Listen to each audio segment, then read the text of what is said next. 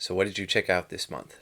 I started out with a movie from 1952 called Untamed Women. I want to clarify, I didn't watch a movie called Untamed Women because I wanted to see some untamed women. I watched it because the Yeah, all description, right. the description said there were dinosaurs in it. And that was Uh-huh. true. That was true. So then your mind went to Untamed Dinosaur Women, and you were even more excited. Uh-huh. I think if I was looking for something like that, I wouldn't go to 1952 for it. The movie was about a bomber that gets shot down in World War II, and the surviving crewmen end up on an island that is, of course, inhabited by untamed women, which basically just means they kind of dress semi-cave girl-esque, and of course they speak perfect English, because it turns out they are descendants of the Druids. And I don't know anything about the Druids other than Dr. Druid, so, I don't know how accurate any of this is. I don't remember where this island was located, and I don't care. I know they did something with Stonehenge, and Conal Cochran messed with a bunch of Halloween masks using their magic. So is that involved here? I don't think so. I think that was before people knew about all that stuff. They speak in a semi-pseudo-Shakespearean style, which just makes it more ridiculous because the acting in this movie is not great, and the dialogue is even worse. The thing that made it really bad, though, the worst aspect of the entire movie, was one of the surviving crewmen is supposed to be from Brooklyn, which he tells you literally every other line that he has in the movie, and like 90% of his dialogue is intended to be comical. And he gets probably half the dialogue in the entire movie, but his accent is so bad, the jokes are not funny, they're incredibly stupid, and it just made me so angry the entire time. And it takes, this movie's not very long, it's probably barely over an hour, but it takes so long to get to any of the dinosaur stuff that I was waiting for. So basically they get captured by the women, but then one of them ends up letting them go secretly, and it turns out the island also has dinosaurs living on it, which I mentioned back when I talked about Teenage Caveman a few months ago. A lot of movies reusing dinosaur footage from 1 million BC. This is another one. So you've got giant lizards with fins on their backs and stuff like that. It turns out there's also another island that has actual cavemen on it, I guess. I'm not really sure, but they're the ones who wiped out all the men that were on this island, and every once in a while they come over to steal women. And of course they show up, and there's a big fight at the end, and the men end up, the crewmen end up helping the untamed women or whatever. Oh man, and it was so dumb. The cavemen just stand there waiting to get stabbed and shot and whatever, and just, it was one of the worst movies I've ever seen. It was competently put together, but it was just so incredibly stupid. It made me angrier than a movie has in a long time, I feel like. Although there is another one coming up later on my list that kind of did the same thing. So yeah, definitely do not watch it. From there, I went on to something much better. I watched a Netflix original show called Rilakkuma to Kaoru-san, which I assume in English is Rilakkuma and Kaoru. It's from 2019. Are you familiar with Rilakkuma? No. Okay. I'm sure people out there have heard of Hello Kitty. Yeah, I'm familiar with that. Yeah. No, don't put me in saying that so enthusiastically. I forgot about your collection, yeah. So in Japan, you have a lot of those kind of mascot kind of things where you just have like this cutesy whatever, and it doesn't really have a background to it. It's just kind of like it's a character that you just see on stuff. Rilakkuma is kind of like that. Rilakkuma is a combination of riraksu, the English word relax, and kuma, which is bear. So it's just supposed to be kind of like a relaxing bear. Yeah, I've played Tekken. I know Kuma means bear. Okay. Talking to me like I don't know Kuma means bear. So this show is a stop motion show about this girl named Kaoru who lives with Rilakkuma and a couple of other stuffed animal characters. She lives in an apartment, and she kind of doesn't have the best job, and she has a lot of life issues, and basically every episode is her dealing with some kind of, usually like an existential crisis of some kind, and she tries to solve it and fails miserably, and then the episode is over, and then it goes on to the next one where the same thing happens again. I really, really liked it. It was really funny, not in like a laugh out loud funny, I guess, kind of way, but it's just really amusing. I liked how depressing it was. It felt very Japanese in this way, where she's dealing with these issues that she can't solve, and everything keeps getting worse. And then at the end of the episode, she's just kind of like, well, at least, like, I still have, whatever. Like, I'm still alive. And then it's like, oh, like, look at how happy that is. And then, the happy music comes in, and then the episode's over. But if you think about it, it's like that nothing worked out. Everything is worse than it was when it started. The entire thing is kind of leading up to her having to leave her apartment. I can't remember if, I think the building is closing down or something, and she doesn't know where she's going to go. And again, nothing's working out. And that's always kind of in the background, so things are overall are going to get worse too over kind of the course of the season. Even though it's stop motion, there is a lot of modern live action footage kind of for like water and stuff like that sometimes. But it's handled really well. The whole show looks good. And yeah, it was really funny. I really liked it. I would compare it somewhat to Pingu, which I think is a Swedish show, if I remember right, which is a stop motion show with a penguin. Yeah, I've seen that. Yeah, it's kind of similar in the way that the animals don't talk, or they're not animals. They'll show in the closet like different stuffed bear costumes, but you never find out what's inside the costume. Yeah, I really liked this entire show. I would definitely recommend it to anybody who likes weird stop motion stuff. From there, I went back to 1950 and watched a movie called Broken Arrow, which was a Western starring Jimmy Stewart. Jimmy Stewart plays a Jimmy Stewart type guy who tries to broker peace between, I think it was the Apaches and the Americans, as they call themselves. And being that it was from 1950, first of all, I expected it to be black and white, and it was not. It was in color. I was really surprised at the depiction of the Native Americans in the movie. If you got a movie like this nowadays, I would expect that the Native Americans would be very much the victims and the whites would be the blatant bad guys. Given 1950, I kind of expected the opposite. I thought they were going to be just defending themselves from, Indian attacks the whole movie. But it was actually really good in the way that they kind of portrayed both sides realistically, I felt like. While Jimmy Stewart is trying to achieve peace, neither side trusts him. And they even say at one point that atrocities are being committed by both sides, which again is realistic. And even after I know it's based somewhat on true events. I don't know if he was an actual person, if his character was a real life person, but there are some real life characters in the movie. Even after he kind of starts getting things going, you still have people fighting on both sides, and some people saying that we're not going to do this, we're not going to go along with things peacefully, we're going to try to kill the other side. And then, of course, they had to do the thing where he falls in love with a young Indian girl, but it was a good movie. I liked it. Again, given the time period, I was surprised at the depth of the situations, the way things were portrayed. It's not something I would say go out of your way to see, but it was a good movie. I watched Get Out from 2017. Have you seen that? I have not seen it yet. I'm interested in what you thought about it. Okay. I was really skeptical of this movie, partially because of how popular it was. When a modern movie becomes that popular, usually it's because it's really stupid and it's appealing to, in order to appeal to a wide audience, usually you have to be really dumb so that the dummies can understand things. And a lot of times, given that this movie has kind of a mystery element to it, a lot of times movies will kind of make things too obvious where you can kind of figure out what's going on. And for a lot of people, that makes them feel smart, that they figured it out before the movie told them what was happening or before the movie revealed things. And to me, that's usually a negative on the movie's part if it's very obvious what's happening or what the movie wants you to feel or whatever. But of course, to wide audiences, that tends to make them feel smart, which pisses me off so much. But that's a whole other thing. But this movie handled things really well. So basically, you've got a black guy dating a white girl, and he's going to meet her family. And at first he's kind of worried because they don't know that he's black and he doesn't know kind of how they're going to take that. But then they turn out to be really nice and everything. But as the movie goes on, there are some things that feel kind of off. And I definitely don't want to give too much away about this one. I was also worried that the explanation for things was going to be stupid or not make sense. And the explanation was not what I thought it was going to be, was not anything that I ever would have expected. But it did make sense, it did work. Overall, I really liked this movie.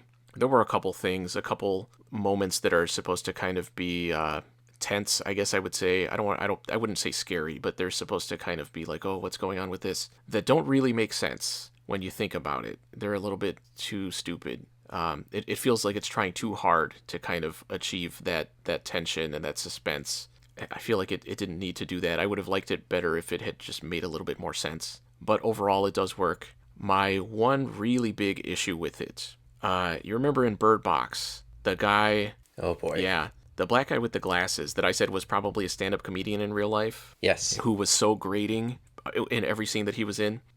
He plays a pretty big part in this movie, especially in the second half. And he is just as bad here as he was in that. His style of comedy does not fit the tone of the movie at all. It's not funny. It's really stupid and in your face. it really undercut the tension that the entire movie had built up to that point. Once he becomes kind of a bigger part of it and the movie starts kind of hinging more on what he's going to do. It didn't ruin it, but for those scenes, I was just waiting for them to be over and for the movie to get back to the other stuff. But I did like it overall. I was really afraid that I was going to be disappointed. I expected to be disappointed. I expected not to really like it and to think people were just being stupid about it, but it was good. I liked it, and I would recommend it. Okay, so the new Top Gun movie came out, and everybody's talking about it, and it's supposed to be the greatest movie ever, and blah, blah, blah. Did you watch it? No. Oh. What I said was, I haven't seen the original Top Gun, so I watched that one first, in case I would be interested in seeing this one, because it was getting such good reviews. The original came out in 1986. It was a super popular movie. Again, I figured being a super popular movie, it was going to be really dumb. It was directed by Tony Scott, and I have never seen a Tony Scott movie that I have enjoyed. I saw Man on Fire back in the day. That was really disappointing. I saw enough of Unstoppable to know that that was really stupid. I feel like I've seen one or two other movies of his, and they were not good. So I wasn't really expecting much, but I hated this movie so much more than I thought I would. This Okay, good. I was gonna say I would be very surprised if you said, "Wow, this movie was really, really good." No, well, I will say, like, nowadays I feel like Tom Cruise really genuinely tries to make his movies good and tries to make good choices with what movies he's going to make. This was early in his career, so I'm sure he was less involved with kind of the behind the scenes and stuff like that. I would describe this movie as the epitome of the mainstream 80s movie. The 80s is my favorite film decade, but not for the big mainstream movies, which usually are really stupid. And again, they kind of do the same thing that I was talking about with the humor in Get Out, where it's in your face and it's very blatant about how it wants you to react to it. This movie should have been called Top Douchebag. I wanted every single character in this movie to die, except for maybe Michael Ironside. I was surprised to see him in a big movie like this, because I feel like he's usually in kind of like weirder, smaller things. I guess Total Recall's a big movie. I guess even Starship Troopers kind of, but they're kind of weirder movies. This is kind of just like a, generic mainstream movie. Everybody else was terrible though. Every character, I mean, these are people that are supposed to be, defending the country, and in the movie they're engaged in situations that could lead to, large scale war, but they're treating it like it's a dumb game. They just seem like a bunch of frat boys that are just messing around and being stupid, and it was so aggravating to watch. The worst aspect of the movie was the incredibly stupid romance plot. I was going to say subplot, but it's a big part of the movie. I feel like a lot of people would point to this movie and say, yeah, it's cheesy, but that's part of why I like it. But yes, it was cheesy, but it was so incredibly stupid. Nothing makes any sense in terms of the way characters act in any situation, but you're supposed to kind of go along with it. Again, it's the kind of movie where you know how they want you to feel in every scene. And I'm sure that's part of why it was so successful. It was so dumb. It made me so mad. Tom Cruise acts like a freaking baby through the entire movie. He's always throwing tantrums and just making stupid comments, and oh man, I hated him so much. Also, the plot is practically non-existent. It's supposed to be kind of like showing the experience of being in this kind of flight school and everything, but you don't even really get much of that. I guess, I mean, there is some flying stuff, but it feels very stupid because it's all about them making dumb jokes and, lines that are clearly intended to be quotable, but they're so stupid in or out of context. Yeah, I hated this movie so much. The entire thing was crap, and I especially hated all the characters. So definitely do not watch. So you're definitely going to check out that sequel. Honestly, yes, I will check it out when it pops up streaming somewhere.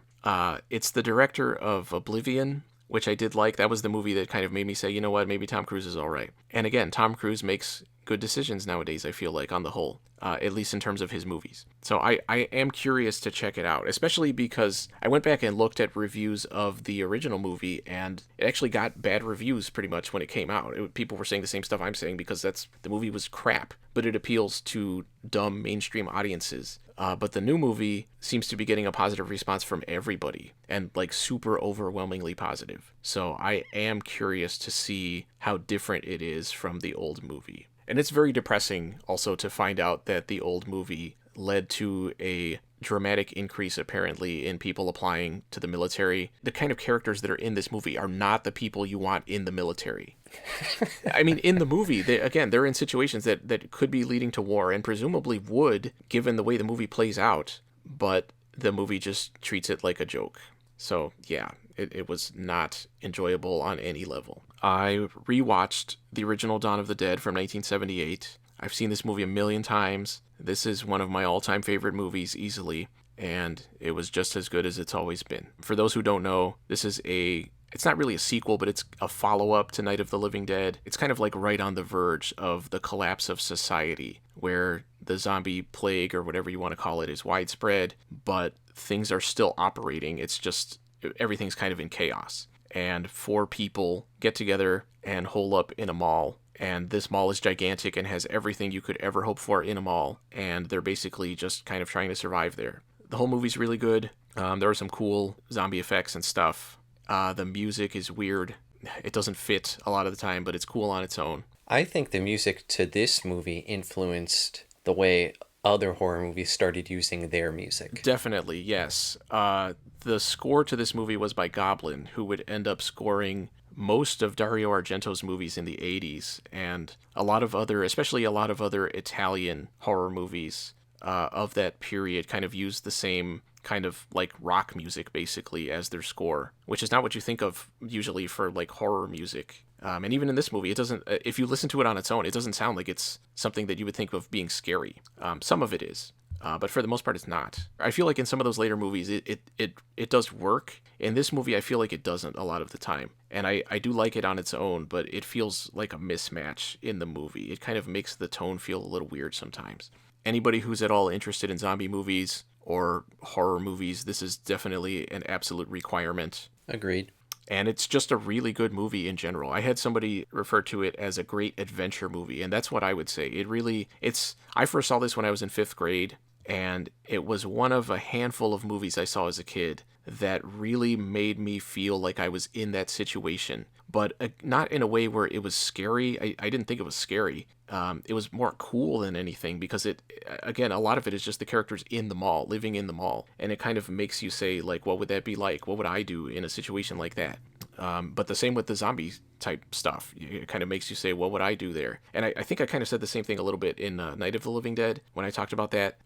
It is basically the same overall setup, because it's just people kind of holed up in a building that's under siege from outside by just endless waves of zombies. And again, makes you kind of say, what would I do in that situation? But this movie takes it to another level and shows you what's happening across more of the country, and does a really good job with it. It's still really low budget, but in a way I feel like that makes it more realistic, because you don't have a bunch of fake sets, you don't have, a bunch of big name actors or whatever. It just feels like people living in the world, and in a way it gives it an added sense of realism like that. The one thing that detracts from that is the blood, which looks really fake. I know Tom Savini and George Romero complained about not being able to get blood that really looked good. It looks kind of like melted pink crayons a lot of the time. But it's such a good movie that any of its faults can easily be overlooked for how good the rest of it is. So, yeah, the highest possible recommendation for this one. From there, I watched The Thing, the John Carpenter version from 1982. All right. Yeah, this is another one of my all-time favorite movies. Same. You talked about this not that long ago. I was actually lucky enough to see it in a theater, which was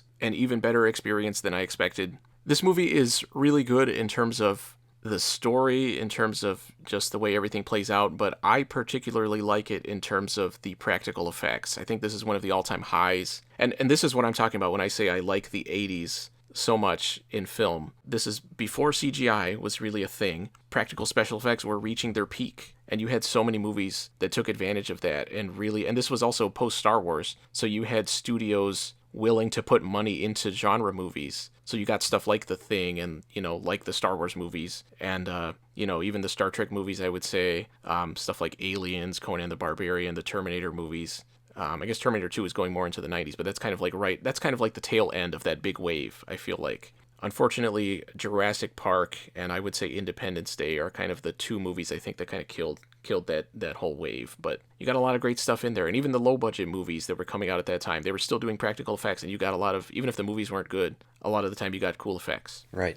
But The Thing in particular, top of the line effects, great story, great everything. And I will point out that everybody talks about Rob Bottin when they talk about the effects. But I think the best effect sequence in the movie is the dog scene at the beginning, which was Stan Winston, who stepped in because Rob Bottin was basically overloaded with having to do everything else. And I think it's really smart that the movie gives you the biggest effect sequence, I think, at the beginning of the movie, because it kind of says this is how far this movie's going to go. After this, anything could happen. You don't know. You could expect anything, and it could happen. Yeah, I think whenever watching this movie with someone who hasn't seen it before, going through that sequence always makes them go, oh, because it's not really what they're expecting. And it does exactly what you said. It sets up everything else. Yeah, and I like how sudden it is, because you aren't expecting something like that, and then it just gives you so much all at once in such like a brief time span. I do think the final alien scene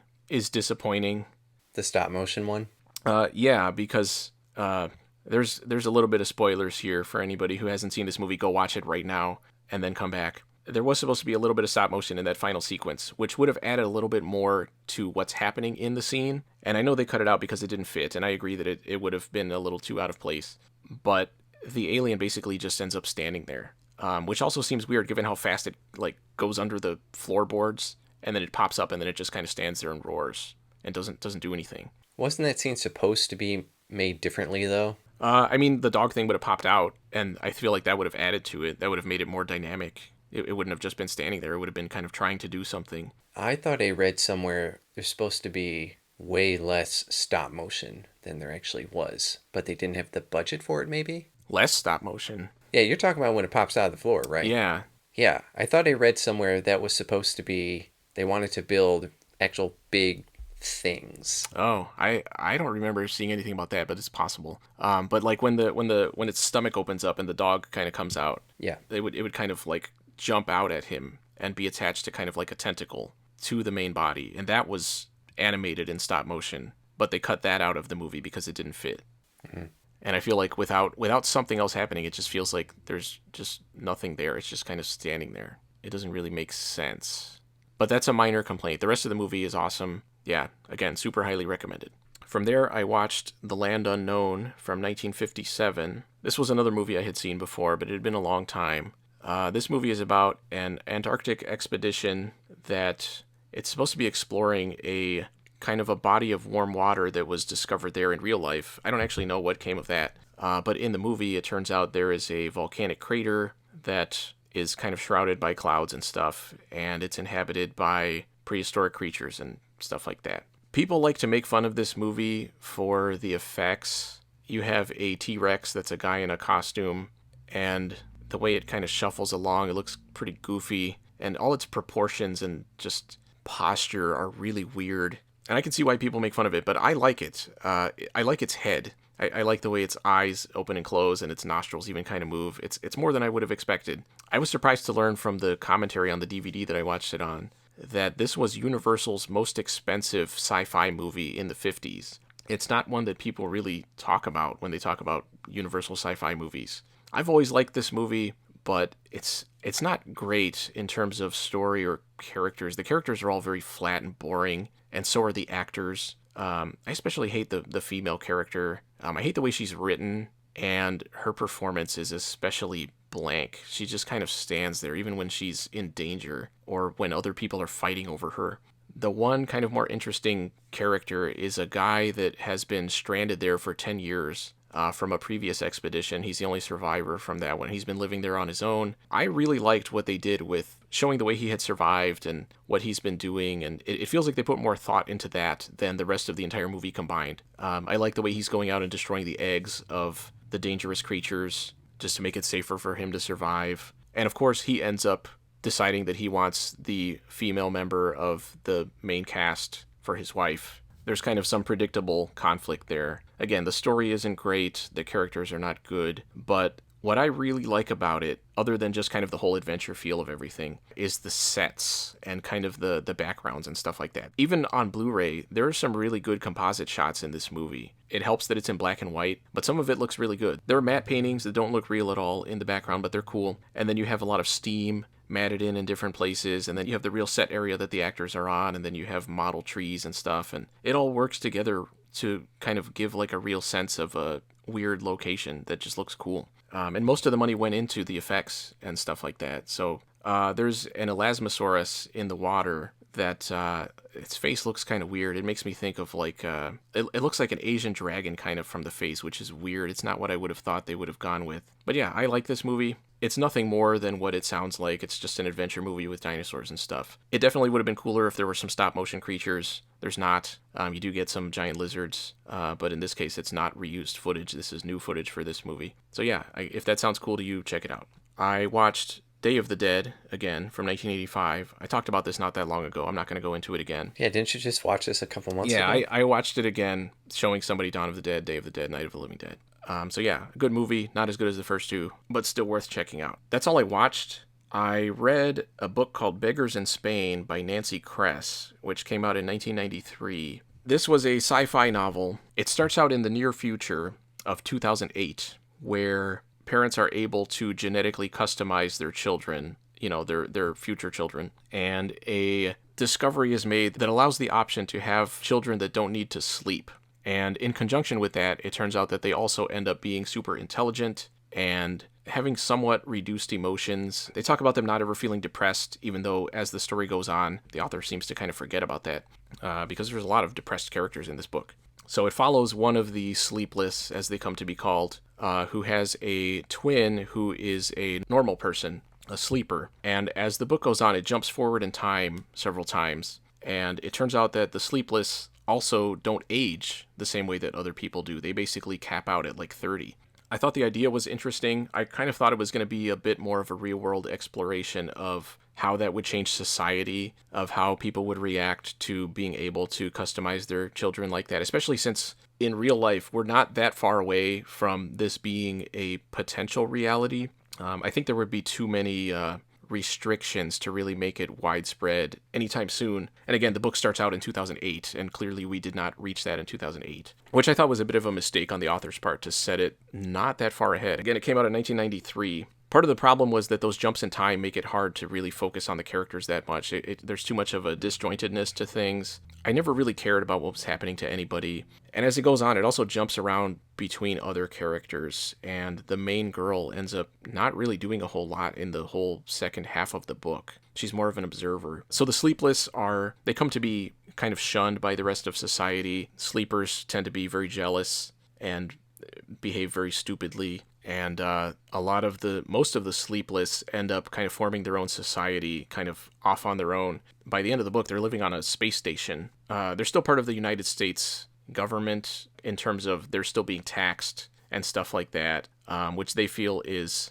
unfair. A big part of the book is dealing with kind of philosophical ideas relating to the individual's role in society. The title relates to the idea of beggars, people who don't have anything to offer society. Why should people who do contribute to society, why should they give anything to these people that aren't contributing at all? And that's kind of one of the questions of the book. And different characters have different perspectives on that. The sleepless feel like they're being exploited basically by the sleepers, and they feel like everything that they're producing should be kept to themselves because they have no real interaction with anybody down on Earth by the end of the book. I enjoyed the last section of the book. I thought it got a lot better, picked up a lot, but a lot of it before that felt like it kind of wandered around. There were too many different characters, too many different topics it tries to cover. It really needed to be more focused and maybe just focus on the main character. It felt like the author had too many different ideas that she wanted to explore,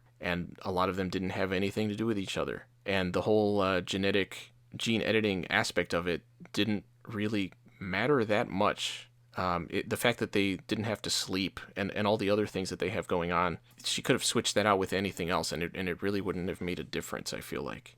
So I definitely did not love this book. I know there are 2 sequels to it. I don't plan on reading them. And this book was expanded from a novella that won the Hugo Award and I think also the Nebula Award. But honestly, I wouldn't really care to read that either. I didn't really enjoy this that much. I didn't think it was bad. It wasn't poorly written or anything. It was just a little too disjointed and kind of unfocused. So yeah, it was a little disappointing. I have been going back and rereading a lot of the original Robert E. Howard Conan stories that I had read before, but I was kind of going back to the ones that I didn't really remember. And going back, I can see why I didn't remember them. There are a lot of really formulaic ones where it's just Conan coming to a weird location with a random female who, of course, is incredibly attractive and wearing little to no clothing at all, and he basically has to rescue her from some kind of weird supernatural threat. These are the stories that Howard was writing basically just when he needed a quick paycheck.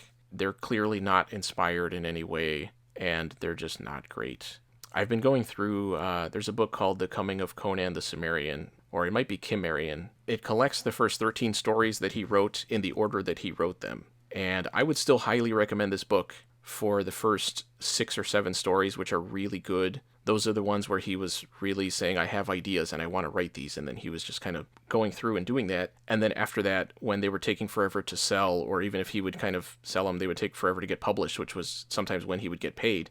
That's when he started churning out stories that just were not good. So the second half is not as great. But there's some really good art by Mark Schultz, who is one of my all-time favorite artists.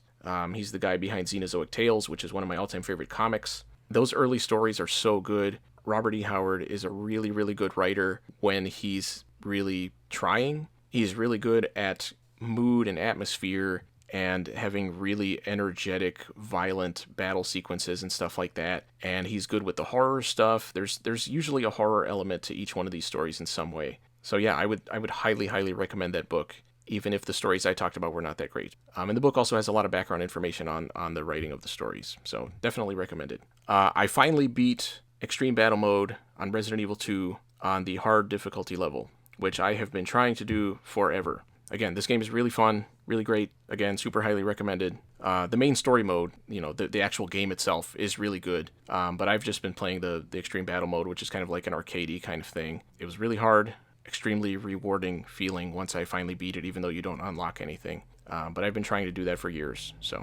And other than playing some more Star Wars Battlefront 2, that's all I did this month. So what did you check out this month?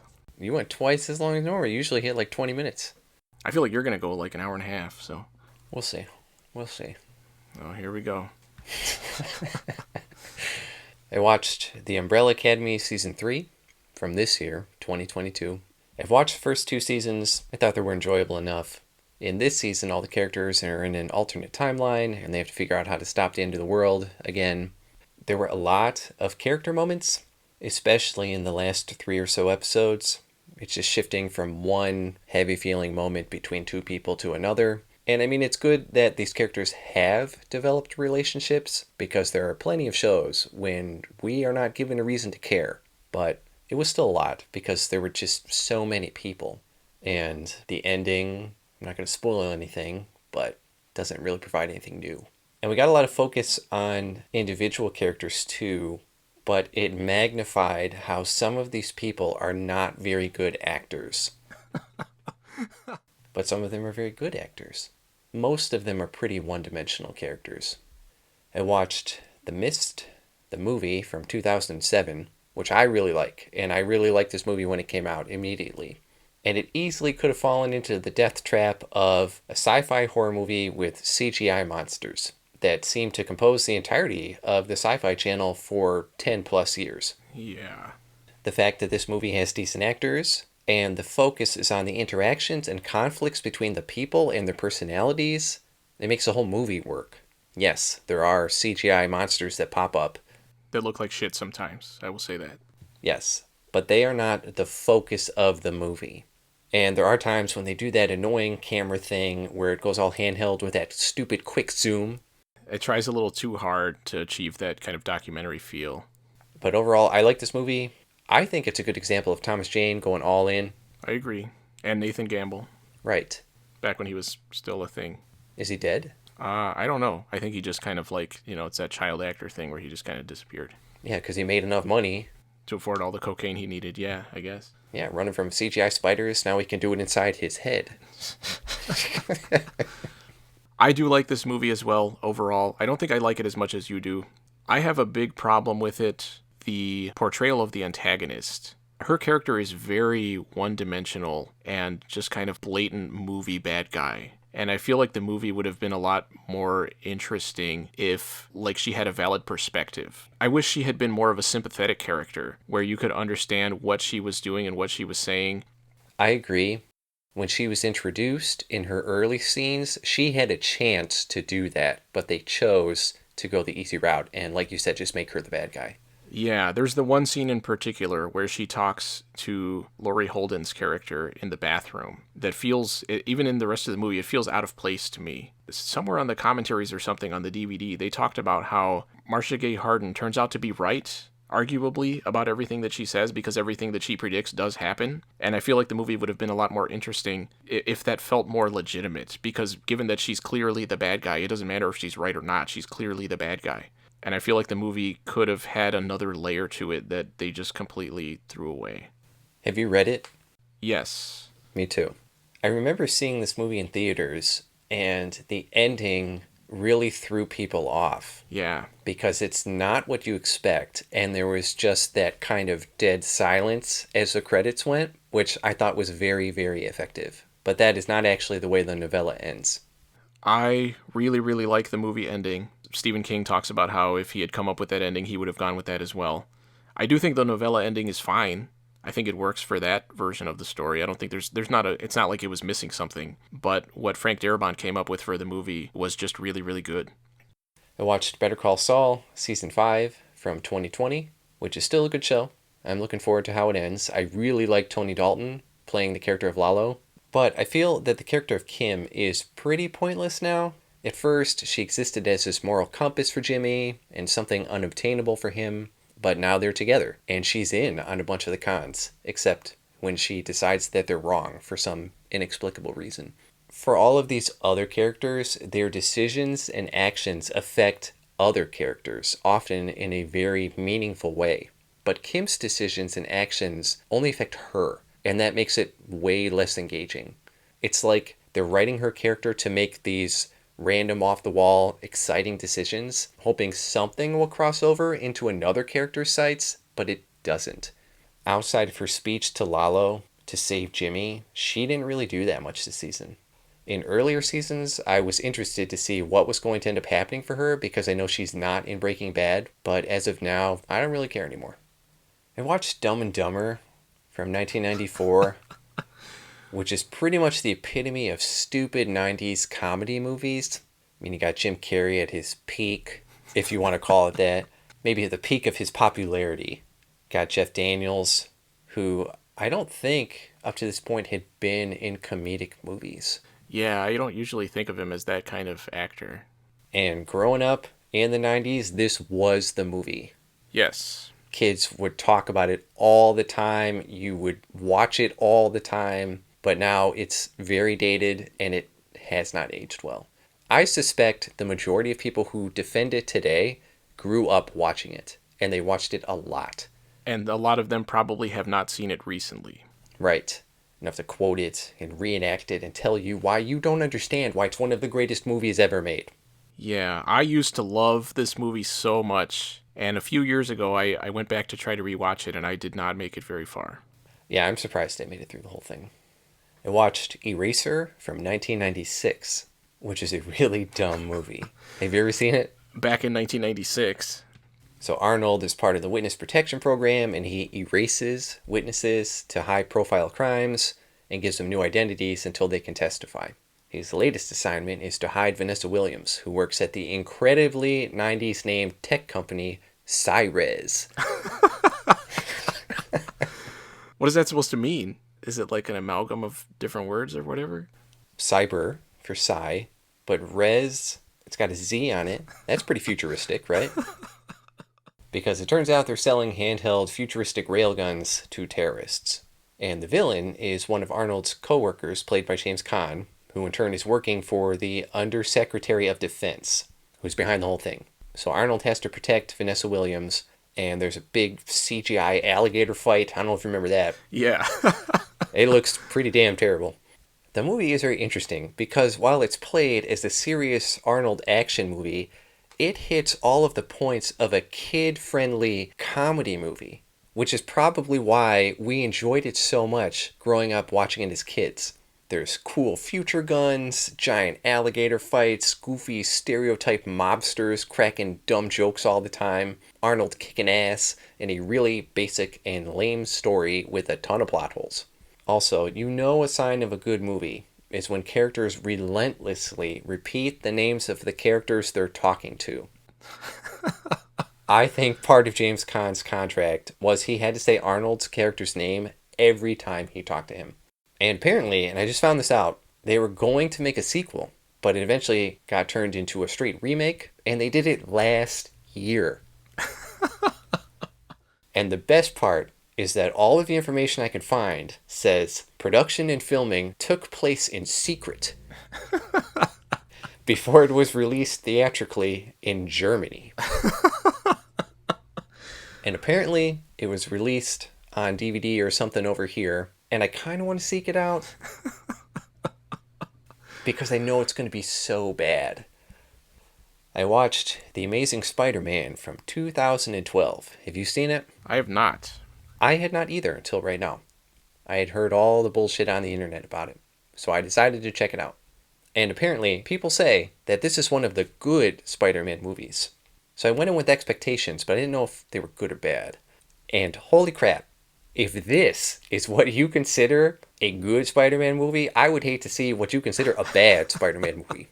I really felt like this is what you would get if you asked an 11-year-old to write a superhero movie, but stipulated they had to follow the same practices that they would for any other school essay.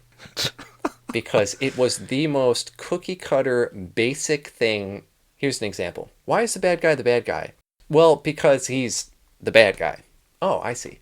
And because things aren't working out for him, how is he going to react? Like a normal person? Oh, no. He's going to react in the most wildly unrealistic way because he's the bad guy. But what about everything you've shown before about how level-headed he is and logical about everything? Well, because he's the bad guy, he's just going to become the bad guy. It's truly 11-year-old logic. That's the whole movie. I watched all of Andrew Garfield and Emma Stone's dialogue scenes at 2x speed because they were dragged out for hours. You know how you have those cute, awkward moments between two characters because they're kindling their young romance? Well, those conversations should have a rhythm and a cadence to them before they end, and we move on. These scenes went on indefinitely, with not one, not two, but a minimum of 12 awkward silences per conversation. I regularly checked how much time was left in this movie. And Peter is supposed to be super smart to develop all of his tech, and we see him building his stuff in very short, abrupt shots. But for the other 99% of the movie, he is shown to not be very smart in any sense. But we're supposed to accept that he is able to do all this stuff, because the 11-year-old showed us in a scene where we saw him building it. So when you argue that Andrew Garfield didn't seem remotely intelligent enough to make these things, the 11-year-old will smugly counter with, "Oh really? Did you miss the scene where I showed him building it?" And what I find most amusing is that people seem to despise the sequel to this movie. What could have made that one bad, but this one good? I am very interested in finding out. What could possibly create this divide? I can't imagine. So hopefully I will be talking about that one next month. I have seen parts of that sequel, so I do know that that one is incredibly terrible. But this one was incredibly terrible. I believe you. I'm sure I'll find out eventually. I watched Stranger Things Season 4 from 2022. Wait, did it finish? Did they put up the last episodes or whatever? Yes, the last 2 episodes went up right at the beginning of July, but I'm counting it for this month. This also followed the same track as The Umbrella Academy in that there were so many character moments, especially near the end. But before that, I thought that while this was a logical continuation of the overall story, it was not very good. And I know I'm probably in the minority here. Unless you are a huge fan of this show and follow it very closely and like it a lot, you're not going to understand what the big deal is. I think it's more a symptom of effective marketing. And that's beyond the argument of, well, it's season 4. The show itself is banking on you loving the earlier seasons. I have watched the entire show. My interest dropped off quite a bit during season 2. And one of the things that annoys me the most is how we can seemingly no longer have new characters introduced that aren't ridiculously goofy Saturday morning cartoons. The show needs more normal characters to play the straight man, to balance it. But all of those characters have been pushed to the back or eliminated outright. So the only ones left are these cartoon characters playing off each other, and it becomes very tiring very quickly. I know the show wants me to find it extremely humorous, but I don't. And the end made me laugh because it's the same ending as the first Mortal Kombat movie. Not intentionally, obviously, but very humorous all the same. So I know they said they're doing one more season, so wait for those spin offs.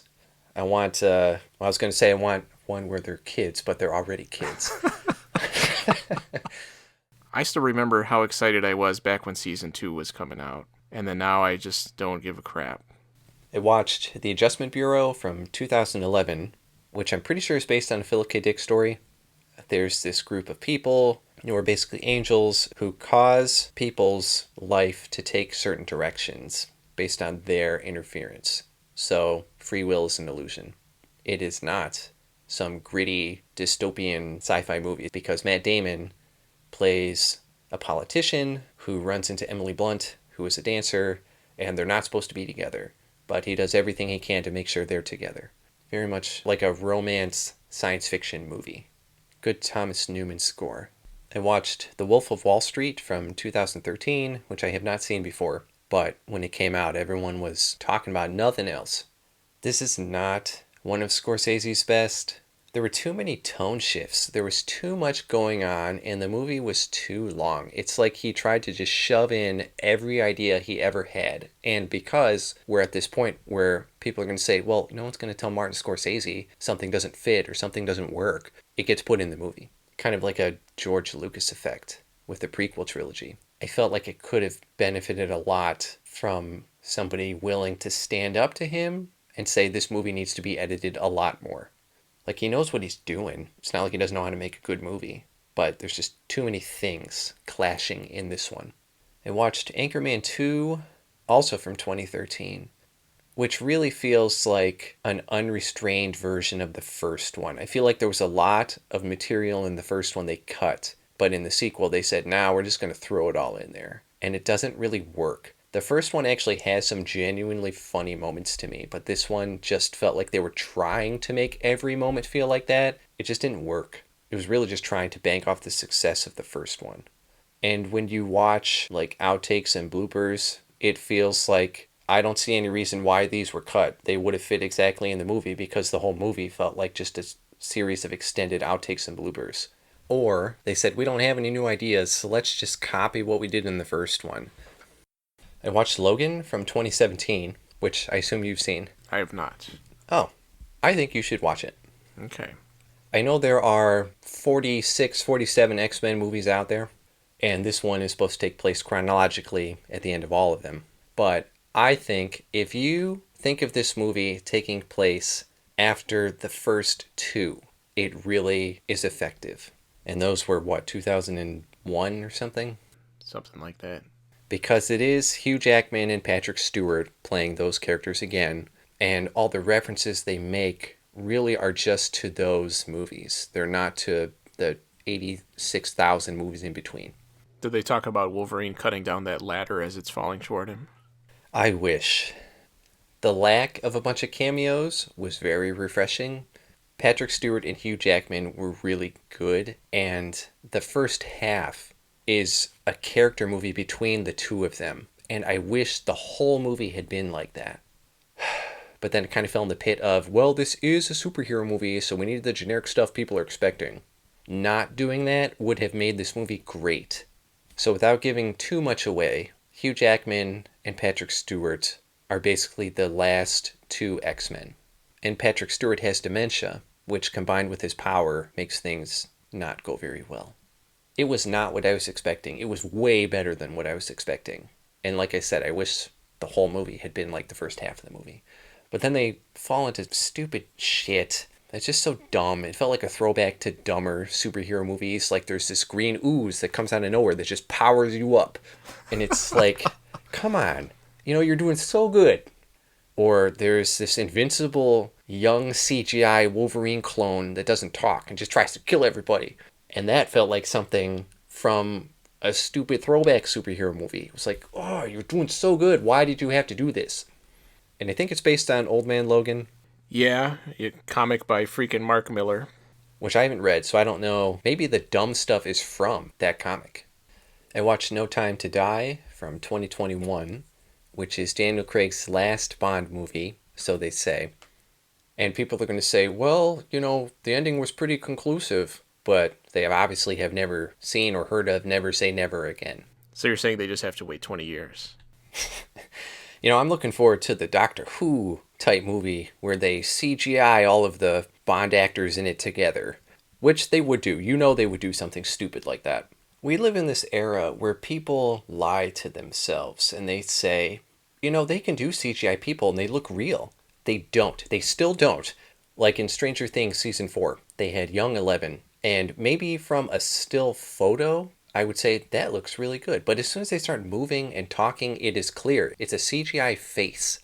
Okay, anyway, since this is Craig's last Bond movie, it also felt bloated. Like they were like, we have to shove in everything we can possibly think of. And granted, Craig's Bond movies are more connected than really any other Bond actor I can think of. Most of those other movies feel very standalone because they're just adventures, one adventure after another. But Daniel Craig's, they really try to make it one continuous story, which I do appreciate. But by the time it gets to this one, they're just trying to shove everything in there. They get Christoph Waltz in there for 5 minutes because he was such a huge part of the other movie. So we'll see where it goes. I mean, the series is obviously going to continue. I watched Hulk from 2003, which was the Ang Lee one. When did the first Raimi Spider-Man come out? 2002. This was very much part of that first wave. Yeah, the first X-Men was 2000. Second one was 2002 or 3. So yeah, it's kind of right in that same area. Which is weird because I enjoy the first Raimi Spider-Man, but this movie, being so close, missed the mark by a lot. I used to really like that Ang Lee one, but I haven't seen it in a long time. And there were always things about it that I really didn't like. The story and the pacing were not very good. The characters were just introduced and were expected to take everything at face value. You remember all those transitions between scenes? Yeah, that was a huge mistake. Yeah. It's like you told somebody to make it look like a comic book, but they had never actually looked at a comic book before. The movie is trying to be very serious and deep. At least the Raimi Spider-Man accepted that some things were silly and used that humor to its advantage. I will say I hated the first Raimi Spider-Man back then, and I haven't seen it since then, so... But I really liked that Hulk movie. I watched World War Z from 2013, which I've never seen before. And after I watched this, I said, oh, that's why I've never watched this movie. Brad Pitt is the hero, which means he's the only one who knows what's going on. And he's the person who sees everything first. And he's going to save everybody while remaining cool, calm, and collected. Because he's the main character and he's the hero. Oh, man. That pretty much is the movie. There's a bunch of zombies. The whole world is zombies.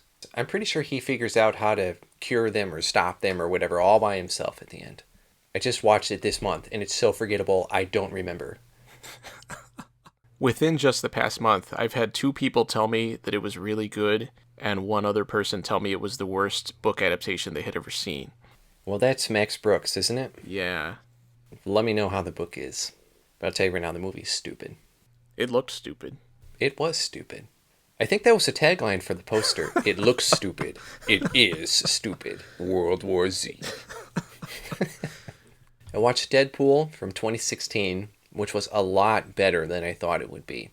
Have you seen it?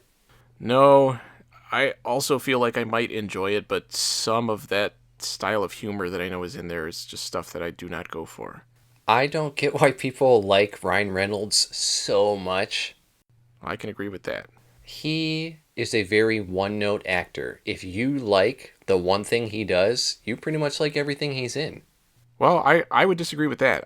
He was in the movie Buried, and I thought he was really good in that, and that is not a comedic role at all. So I know he can act. Well, I am very interested in seeing that then, because I've only ever seen him being his Blade Trinity self.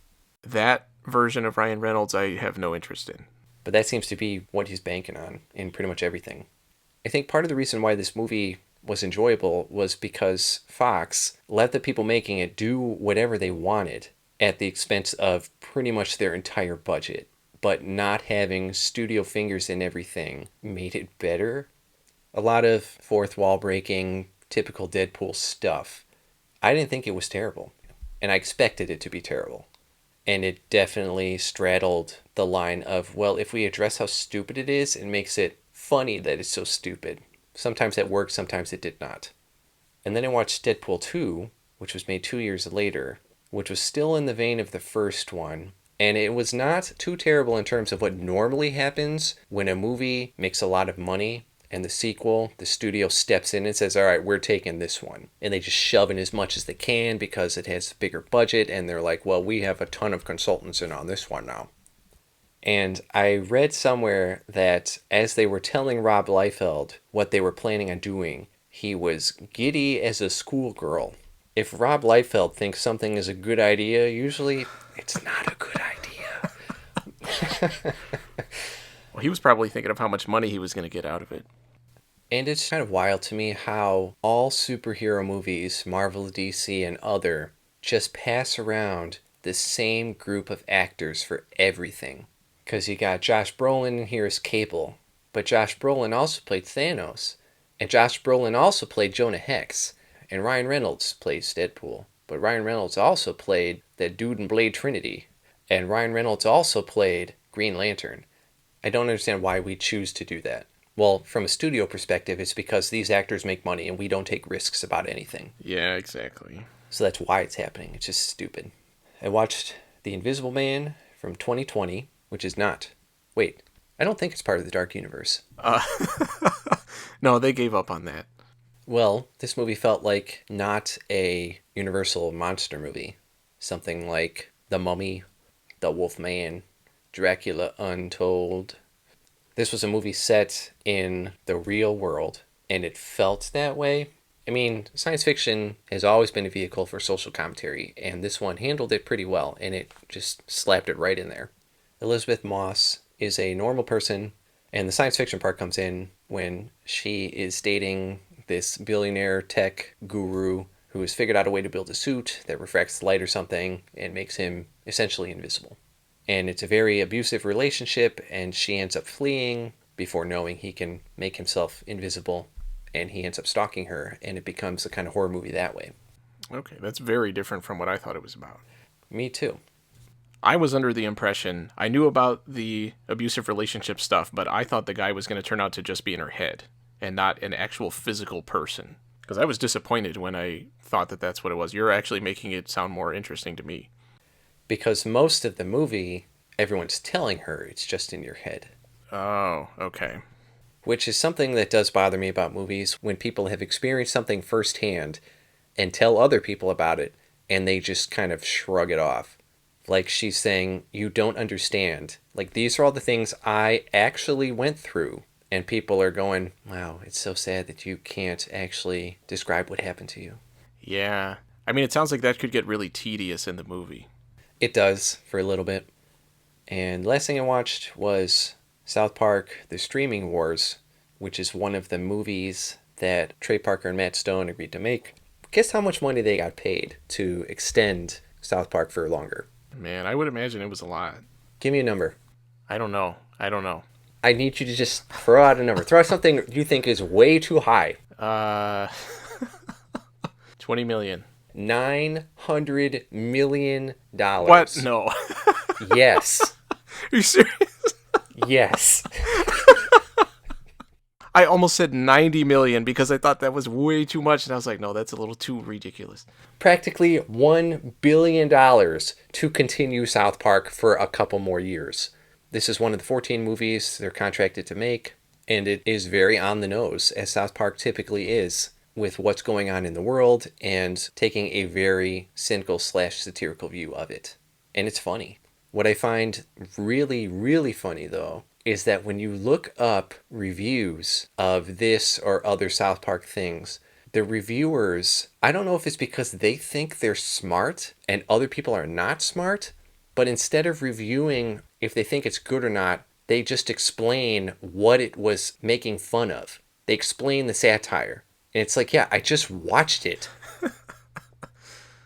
I'm reading through Jack Kirby's Fourth World Omnibus, which I have in 4 volumes. I know they condensed it into 2, and then they condensed it again into 1. Yeah. And I'll tell you now, if you've ever tried to read a 1,500-page book, it's very difficult to do because there's no easy way to balance it or hold it. So I would not recommend buying that one. I have it in the 4 volumes when they came out years ago. So it's his run on Jimmy Olsen, which you talked about a few months ago. And the story is he didn't want to take anything away from anybody, so he requested when he moved over to DC, give me something no one's really assigned to right now. And they gave him Jimmy Olsen. And right at the beginning, just threw in all this crazy stuff. Just totally altered everything about what Jimmy Olsen was. Because they put Morgan Edge in charge of the Daily Planet. He threw back in the Newsboy Legion. He said, oh, here's this project going on. Here's all this crazy shit. It was just so much at the same time. And I know he had started with his Fourth World concept over at Marvel. Well, he had tried, but Stan Lee basically kind of said no. Right, but he kept a lot of it in his head. Yeah. And when the New Gods starts, and he's introducing that stuff, people have suspected that it takes place right after stuff he did in Thor. Yeah, he wanted to kill off all the characters from Thor, basically, and have new gods take their place. And Stan Lee was like, you can't kill off all our major characters just like that. So you also got Mr. Miracle and the New Gods and the Forever People. I'm really enjoying it. I'm through the first 2 volumes, which is 1970 through part of 1972. Today, when something is introduced, a new character or a new villain, whatever, there's all this big fanfare of where they came from and what they're going to do and how they got there. But in all of these, it was already established. So when someone shows up, they're just there. They've already been doing what they've been doing. Yeah, which I think works a lot better to make it feel more natural. And compounded with the fact that he does it all the time makes it work even better. Like, this war has been going on for a really long time, and these people are already players in it, and we are the new introduction to it. There's not a bunch of questions asked about it, because if it is going to be explained, it will happen organically through subsequent stories. It doesn't have to happen all right now. The New Gods focuses mostly on Orion, and he adopts a Earth persona, and I think it's really funny that the Earth people he's with are like, what should we call you? I know, why don't we call you Orion? Yeah. I like Darkseid as a villain because he's not just the bad guy. You know, he's calculating, and the decisions he makes are not always clear at first why he made the decision, which is kind of refreshing because it's like, you know, you're going to find out later. Yeah, he doesn't have like the blatant villain plots. And when you get those blatant villains and he does something, they're like, why would you do that? He's like, shut up. I know what I'm doing. You're just a one-dimensional villain. So I'm looking forward to finishing those, because that's everything he did, and I think I read his vision was to have a finite conclusion. Yeah, I think he wanted to kill off most of the characters, which is part of why they didn't let him come to that conclusion. But also low sales, things just weren't selling well enough, so... But now, you know, people talk about his stuff, especially Fourth World stuff, like it's the best thing that ever happened. I mean, the fact that Darkseid is the biggest villain at DC, period. And every time he goes away or every time something else comes up, it's like, well, I bet Darkseid's somehow involved with that. And he is every time. Yeah, I think part of it back then also was the fact that Jack Kirby wanted his stuff to be separate. He didn't want it to be part of the DC universe, but they kind of said, well, you have to. And I play 2 things. I've been playing a ton of Triangle Strategy, which really scratches my Final Fantasy Tactics itch. And it came out this year, and I'm really enjoying it. I'm on my second playthrough, which I usually, for New Game Plus stuff, I say, if you like those tactics games, I would highly recommend it.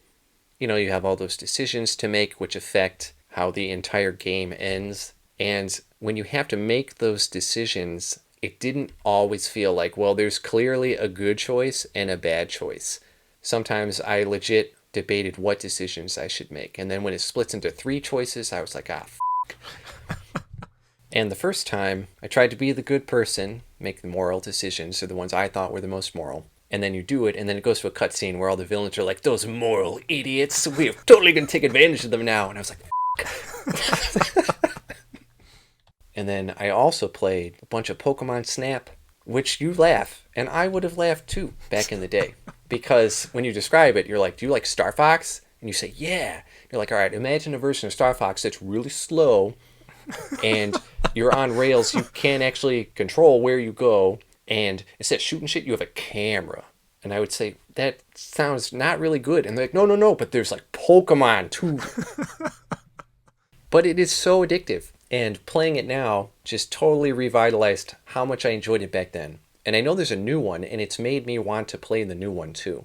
But I was playing with somebody, and we were both getting so into it, shouting at the TV, getting super excited for good shots. It is a very unique and well-made game. The replay value is not huge. I would not say it's a long game at all, but it doesn't need to be. I think if it was any longer, it would feel like filler. If you haven't played it, I would at least try it. And it was developed by HAL, which I didn't realize, which is really cool and makes a lot of sense. And that's all I got for this month. See, that was only an hour. But at least I didn't watch Top Gun.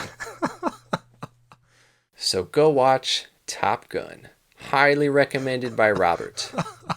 Uh-huh. I'm sure anybody that wants to see it has seen it already.